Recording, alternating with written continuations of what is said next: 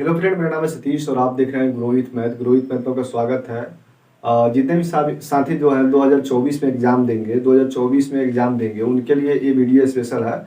यहाँ पे हम लोग हिंदी के किताब को कवर कर रहे हैं। ठीक है, तो हिंदी यहाँ पे दो ठो पढ़नी होती है, एक पढ़नी होती है गोधली और दूसरा होगा वर्णिका। ठीक है, तो आप इस पहले हम लोग गोधली को खत्म कर लेते हैं, उसके बाद से वर्णिका को देखेंगे। वर्णिका में पढ़ना है कि मगमा क्या थी, रंपा कौन था, ये सब दही वाली मगमा की कहानी है, ये सब पढ़ना है। ठीक है, लेकिन गोधली में बहुत सारा चीज पढ़ना है, जैसे नाखून क्यों बढ़ते हैं, उसके बाद से है श्रम विभाजन और जाति प्रथा, इनके लेखक कौन है। तो लेखक और अध्याय से रिलेटेड वीडियो हम बना चुके हैं, तो आप लोग नहीं देखे हैं तो जाके देख लीजिएगा, मेरे चैनल पर उपलब्ध है। और यहाँ पे हम लोग देखते हैं कि गोधली में क्या क्या पढ़ना है। तो गोधली में जो पढ़ना है श्रम विभाजन और जाति प्रथा, तो पहले किसी भी चैप्टर को पढ़ने से पहले उसका पाठ परिचय जान लेना बहुत जरूरी है, क्योंकि लेखक जो है कहाँ से बिलोंग करते हैं, उनकी क्या मीमांसा थी, क्या सोच थी जिन्होंने अपने प्रति ये किताब को लिखा है। तो हम देखते हैं कि सबसे पहले देखते हैं कि ये पाठ परिचय देखते हैं कि भीमराव अंबेडकर जो है वो मध्य प्रदेश की एक जगह है महू से ये बिलोंग करते हैं। और इनका जन्म जो होता है 1891 ईस्वी में इनका जन्म हुआ है मध्य प्रदेश के महू जगह पर। ठीक है, भीमराव अंबेडकर का। और भीमराव अंबेडकर ने लिखा है श्रम विभाजन और जाति प्रथा जो किताब है, उन्हीं को लिखा है। इनकी जो प्राथमिक शिक्षा हुई थी बड़ौदा नरेश के प्रोत्साहन से हुई थी।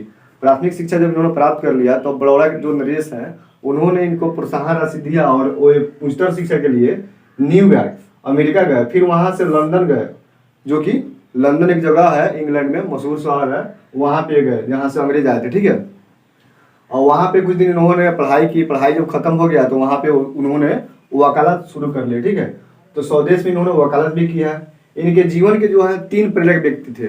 पहले थे बुद्ध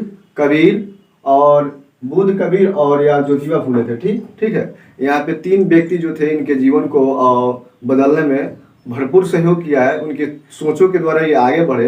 ये व्यक्ति थे कबीर, बुद्ध और ज्योतिबा फुले। हालांकि अंत में उन्होंने जो है बौद्ध धर्म को ही अपना लिया है। ठीक है, तो इसकी चर्चा हम आगे करेंगे।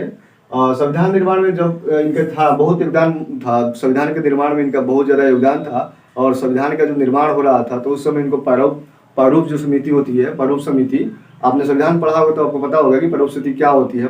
नहीं पढ़ा तो कोई बात नहीं, बता देंगे क्या होता है। प्रारूप समिति के अध्यक्ष के रूप में इनको चुना गया था। ठीक है, तो ये बहुत बड़ा इनका योगदान है। प्रारूप समिति के अध्यक्ष के रूप में चुने गए थे। और बहुत दुख की बात थी कि 1956 ईस्वी में इनका निधन हो गया दिल्ली में। ठीक है, तो उसके बाद से इनका निधन हो गया। और इनकी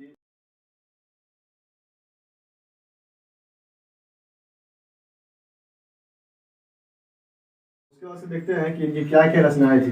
द कास्ट इन इंडिया इनकी रचना है। देयर मैगनीज पूछेगा तो किनकी रचना है, तो भीमराव अंबेडकर की रचना है। उसके बाद से पूछेगा जेनेसिस एंड द डेवलपमेंट किसकी रचना है, तो ये भीमराव अंबेडकर जो है इन्हीं की रचना है। हु आर दे जो है इन्हीं की रचना है।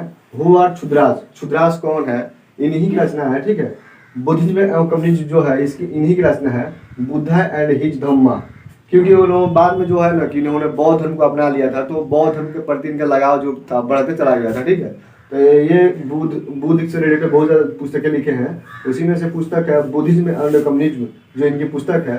बुद्ध एवं हिज धम्मा जो है इनकी पुस्तक है। एलिहेशन ऑफ द कास्ट, जो हम लोग चैप्टर पढ़ेंगे श्रम विभाजन और जाति प्रथा, श्रम विभाजन जाति प्रथा जो चैप्टर हम पढ़ेंगे, ये चैप्टर इन्होंने एक स्पीच दिया था। ठीक है, तो ये स्पीच को ये जो स्पीच है इनको ललई सिंह जो है इन्होंने क्या किया है, हिंदी में अनुवाद किया है और भारत सरकार ने इसको ही प्रकाशित किया है। ठीक है, तो ललई सिंह जो है ये हिंदी में अनुवाद किए हैं। किसका अनुवाद किए हैं, तो एलिहेशन ऑफ द कास्ट के। ठीक है, इन्होंने बहुत सारा काम किया, लेकिन व्यक्तिगत तौर पर इन्होंने महिलाओं के लिए और महिला के लिए अछूतों के लिए और स्त्रियों और मजदूरों के लिए बहुत सारा काम किया है। क्योंकि इन्होंने जो थे, इनका जन्म हुआ था महार जात के में हुआ था, जो कि बहुत उस समय लोग नीच मानते थे इन लोगों को। ठीक है, लेकिन ऐसा नहीं है। शिक्षा वह शेरनी का दूध है, जो जितना पिएगा उतना दहाड़ेगा। इनका परिचय देते हुए इन्होंने बहुत सारा काम किया है। ठीक है, तो आप इनके बारे में जानेंगे आगे, श्रम विभाजन जाति प्रथा के बारे में। ठीक है, तो ये रहा पाठ परिचय, और आगे देखते हैं नेक्स्ट क्या होता है। चलिए देखिए, जो आप अब चैप्टर पढ़ रहे हैं अभी, उसका नाम है श्रम विभाजन और जाति प्रथा। इसके लेखक जो है भीमराव अंबेडकर है। आपने सुना होगा कि इनका जन्म जो है मध्य प्रदेश के महू जो गांव है उसी गांव में हुआ था, ठीक है। तो आप इसमें देखेंगे श्रम विभाजन और जाति प्रथा। पहला होता है श्रम। श्रम का अर्थ क्या होता है और जाति का अर्थ क्या होता है। श्रम का अर्थ होता है मजदूरी या पेशा करना, कोई भी काम कोई कर सकता है। लेकिन उस जमाने में, जिस जमाने में भीमराव अम्बेडकर पैदा हुए थे, उस जमाने में कोई काम कोई नहीं कर सकता था। उसका जो पेशा था उसके गर्भ के समय ही निर्धारित हो जाता था। मान लीजिए माता पिता अगर लोहार हैं तो उनका बच्चा भी लोहार होगा। लेकिन धीरे धीरे ये प्रथा भी खत्म हो रही है। इसी के बारे में ये चैप्टर पढ़ना है हमको। जैसे कि आपको पता है कि अब राजा का बेटा राजा नहीं बनेगा, हकदार वही होगा जो राजा बनेगा, जो हकदार होगा वो राजा बनेगा। लेकिन पहले के ज़माने में ऐसा नहीं था। पहले के ज़माने में ऐसा था कि अगर राजा का बेटा है तो राजा ही बनेगा। जैसे लोहार का बेटा है तो लोहार बनेगा, बढ़ई का बेटा है तो बढ़ई बनेगा। अगर कोई डोम का बेटा है तो जो काम करता है कूड़ा कचरा वाला वही करेगा। लेकिन ऐसा नहीं है। शिक्षा वह शेरनी का दूध है, जो जितना पिएगा उतना दहाड़ेगा। इस बात को भीमराव अम्बेडकर ने सिद्ध करके दिखाया है। और आपको पता है कि भारत का जो इतना बड़ा लार्ज संविधान है उसको उन्होंने लिखा है और ड्राफ्टिंग कमेटी के अध्यक्ष भी रहे हैं, ठीक है। तो ये इन्हीं के भाषण एलिहेशन से लिया गया है, जिसके लाइन्स जो है उन्होंने हिंदी में अनुवाद किया है। उसका अर्थ होता है श्रम विभाजन और जाति प्रथा। तो जाति प्रथा आज के युग में भी खत्म नहीं हुआ है, ठीक है। लेखक की ये शब्द देखिए, लेखक क्या शब्द है कि जाति प्रथा के पोषक तत्वों की कमी नहीं है। आधुनिक सभ्य समाज कुशलता के लिए श्रम विभाजन का आवश्यक मानता है। जाति प्रथा जो है वह पेशे से ही निर्धारित कर दी जाती थी, ये गलत बात है। अब मान लीजिए किसी में योग्यता है दूसरे काम करने के लिए, लेकिन उसका जात जो है वह अलाउ नहीं करता कि वो दूसरा काम करेगा तो भूखा मर जाएगा। लेकिन पहले के ज़माने में ऐसा ही होता था कि उसके अगर पिताजी बढ़ई हैं तो भी पढ़ लिख के क्या बनेगा, बढ़ई ही बनेगा। लेकिन इस बात को तोड़ते हुए भीमराव अम्बेडकर ने आगे बढ़ा और जाके वकालत किए इंग्लैंड में और वहाँ से अमेरिका गए। नरेश जो है बड़ौदा के जो नरेश थे उन्होंने इनको प्रोत्साहित किया और पढ़ने के लिए प्रेरित किया। ये पढ़ने बहुत अच्छे विद्यार्थी थे जिन्होंने ये इतना काम किया। इसके बाद से इन्होंने जाति प्रथा जो है, जाति प्रथा के दोषपूर्ण निर्धारण को नहीं मानती है, बल्कि जीवन भर के लिए एक पेशे में बांध देती है। क्या जाति प्रथा जो है व्यक्ति को एक पेशे में बांध देती है जीवन भर के लिए। हालांकि व्यक्ति वह काम करने के लिए मजबूर हो जाता है और जिंदगी भर वही काम करता है, जिससे उसका अपना जो है रोज का गुजारा भी नहीं होते हुए भीमराव अम्बेडकर ने अपने आप को बौद्ध धर्म अपना लिया, ठीक है। बौद्ध धर्म अपनाने के बाद इन्होंने बौद्ध धर्म की बहुत सारी किताबें लिखी और इन्होंने अपने आप को समर्पित कर दिया देश के साथ। आप देखिएगा यहाँ पे कि दिया हुआ है, यह लेखक का शब्द सुनिए। यह लेखक का शब्द कहते हैं, विडम्बना की बात है कि इस युग में भी जाति प्रथा के पोषक तत्वों की कमी नहीं है। इसके पोषक कई आधार पर समर्थन करते हैं। समर्थन का एक आधार यह भी कहता है कि आधुनिक सभ्य समाज कार्य कुशलता के लिए श्रम विभाजन को आवश्यक मानता है। श्रम विभाजन के लिए आवश्यक मानता है। चूंकि जाति प्रथा ही श्रम विभाजन का दूसरा रूप है, इसलिए इसमें कोई बुराई नहीं है। तर्क के संबंध में पहली बात तो यह आपत्तिजनक है कि जाति प्रथा श्रम विभाजन के साथ साथ आवश्यक है, परंतु किसी सभ्य समाज के लिए श्रमिकों की स्वाभाविक विभाजन नहीं करती है। जाति प्रथा को यदि श्रम विभाजन मान लिया जाए तो यह स्वाभाविक रूप नहीं करती है, क्योंकि यह मनुष्य की रुचि पर आधारित नहीं है। जाति प्रथा जो है मनुष्य की रुचि पर आधारित नहीं है। आपकी रुचि हो या न हो, लेकिन अगर जाति प्रथा के आप बंधन में बन जाइएगा तो आपको उस काम में रुचि हो या नहीं हो आपको करना ही पड़ता है, ठीक है।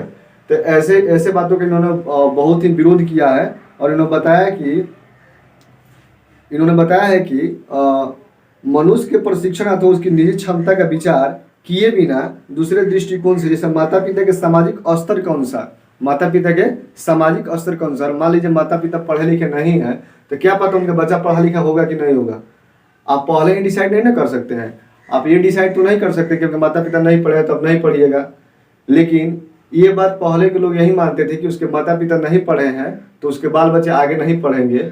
और ये विडम्बना की बात है कि ये निर्धारित पहले ही कर दिया जाता था गर्भ के समय में कि ये क्या बनेगा। अगर मान लीजिए उसके पिताजी लोहार हैं तो क्या बनेगा, लोहार ही बनेगा, ठीक है। जाति प्रथा पेशे का दोषपूर्ण निर्धारण नहीं करती है, बल्कि मनुष्य को जीवन भर एक पेशे में बांध के रख देती है। अब मान लीजिए उसको मन नहीं कर रहा है कि लोहार हम बने, लेकिन क्या है उसके पिताजी लोहार हैं तो उसको क्या पढ़ना पड़ेगा, लोहार ही बनना पड़ेगा।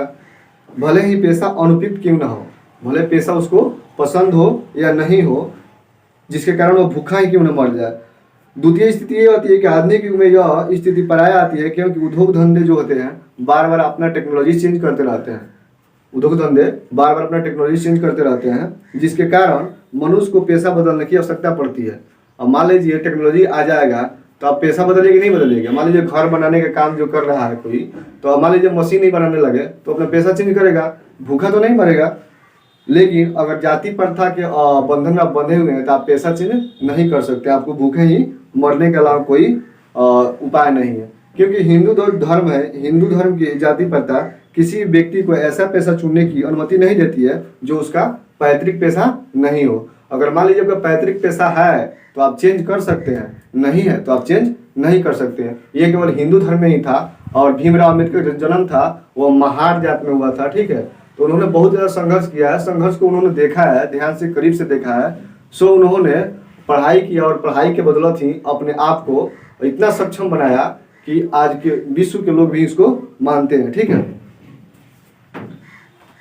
चलिए हम देखते हैं कि श्रम विभाजन को व्यक्ति की दृष्टि से जाति प्रथा और प्रारंभिक दोषों से युक्त करती है। जाति प्रथा जो है मनुष्य की स्वेच्छा पर निर्भर नहीं करती है। Thank you watching this video.